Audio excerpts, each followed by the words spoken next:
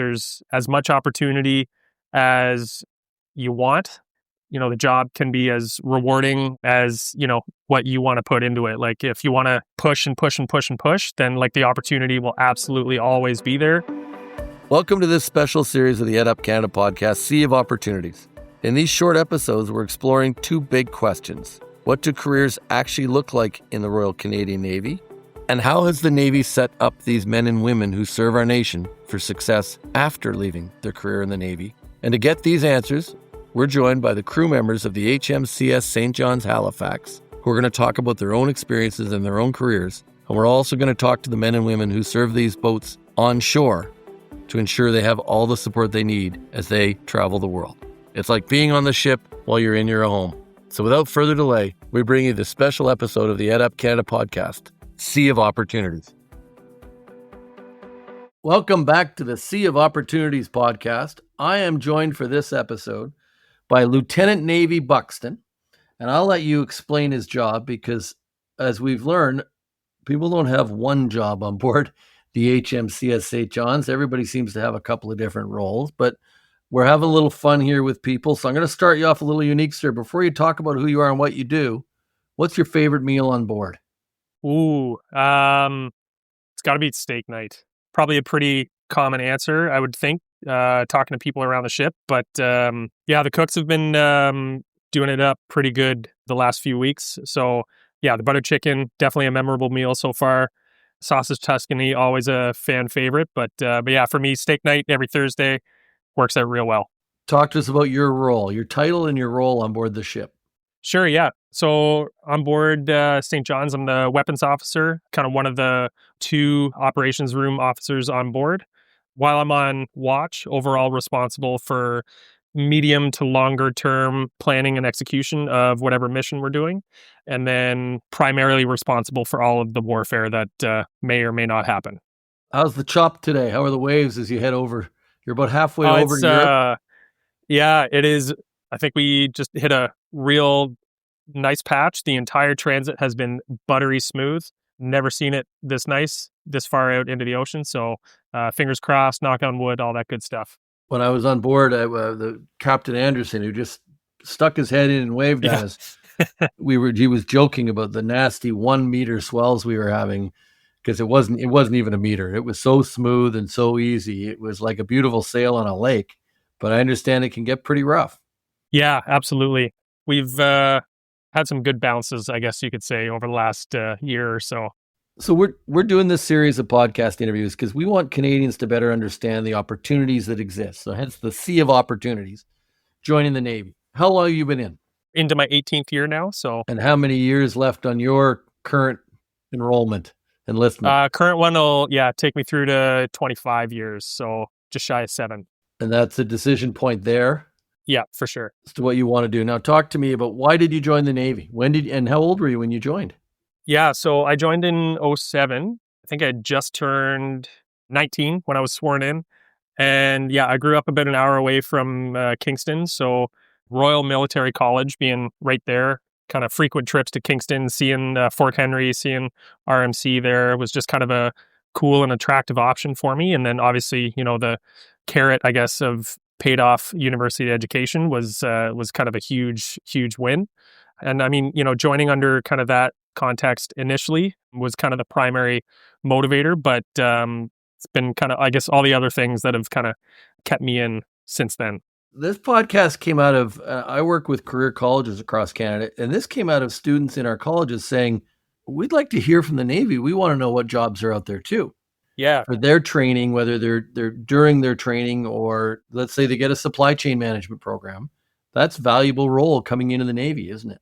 Yeah, absolutely. I don't have a whole lot of, logistics side kind of knowledge, but yeah, absolutely. There's a whole lot of stuff that would be super applicable from the supply chain side and how to kind of refine some of our processes, especially the ship once we're out doesn't work at sea. Unless the supply chain fills the weapons, fills the food. There's a lot of different pieces that go along with it. Exactly. Even something as simple as gas takes a fair bit of effort to kind of get coordinated. So when I was in the Canadian Leaders in Sea program, you command a room that we went into once they turned off about half the equipment. Yeah. Can Yeah. you Yeah. give us a view as to what goes on in that room that you're commanding and what it means to the ship and the kind of people that are in there with their training they've had to get there? Yeah, for sure. It's kind of split into like three different sectors, I guess, if you will. There's like three different trades of non-commissioned personnel that work in there. Their NESOPs are Naval Electronic Sensor Operators. So they handle all the above water warfare stuff. The front row is all our Naval Combat Information Operators, or NCI ops, and they handle all the radars and those kind of things. And then the third trade is our sonar operators, and they deal with all the underwater warfare pieces. So then their kind of individual trade progression, anywhere from brand new into the Navy all the way up to 15 to 20 years. And then all of that, I guess, kind of information and input gets funneled up and then ultimately to me as the operations room officer. And then all basically there to provide that, sober second thought, making sure that the individual outstations making their recommendations for their areas of warfare make sense with the overall plan. And then I'll make a recommendation up to the captain on what I think we should be doing as far as warfare or, whatever overall thing we're trying to accomplish. You're a crucial part of the operation that's going on board that ship. What's a day look like to you? Is it 12-hour shift every day right now? Yeah, so it's 12 hours on watch each day, but that's split into a 5-hour and a 7-hour watch. So right now I'm on from like 7:30 in the morning until 12:30 and then off for 5 hours and then on again from 5:30 in the evening and through until past midnight. So makes for some long days for sure. It sure does. So actually joining us for a couple minutes is a nice little break in the day. Yeah, absolutely. What would you say if somebody was thinking about enlisting in the Royal Canadian Navy? What's the one thing you think that they'll most get out of it, but also should be aware of coming in so they can be successful?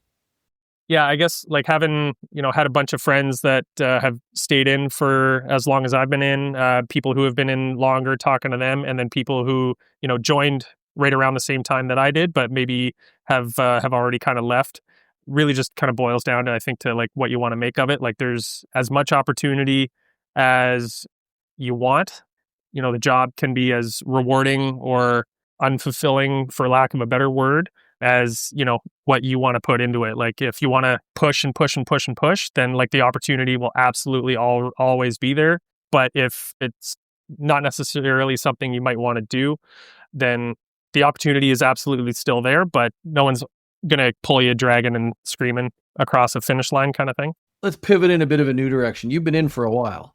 There's been a common theme I've picked up from people. It's a different Navy. They were much more taking care of you than when you would have been recruited in, aren't they? Absolutely. Yeah. On the mental health side, on the family side, on the back home and on a deployment, you felt good leaving on this deployment because you felt like they had your back. Yeah, for sure. Yeah, it's really nice to see, like, especially compared to the first deployment I did back in 2013. And again, partially just by virtue of being in and getting more experience, but being able to compare first deployment to this one now, just the supports and the culture change for sure has been really good to see. So on that front, is there anybody before we sign off you want to say hello to back home that might be listening and a message to them? Because 6 months away is a long time. Yeah, absolutely. Yeah, I've got my partner, Erica, and then our two little girls, Bridget and Violet.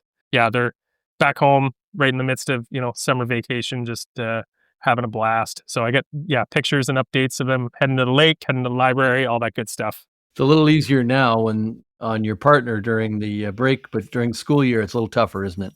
Yeah, for sure. But, with that support network, like my parents have been absolutely phenomenal with supporting everybody. Well, with that, we'll leave it there for now. I want to thank you for joining us. I want to thank you for your service of our nation. And I would say service to our allies too, because these missions that you're off on here are a sign to the world that we are united as a defense force with other countries around the world to send a message that we stand with them. So thank you very much for your time and effort and for joining us today. We wish you fair winds and following seas and a safe return to Halifax in December. Right on. Thank you very much. Really appreciate you having me. Talk soon. Thank you. Thanks for listening to this special episode of the EdUp Canada Podcast, Sea of Opportunities.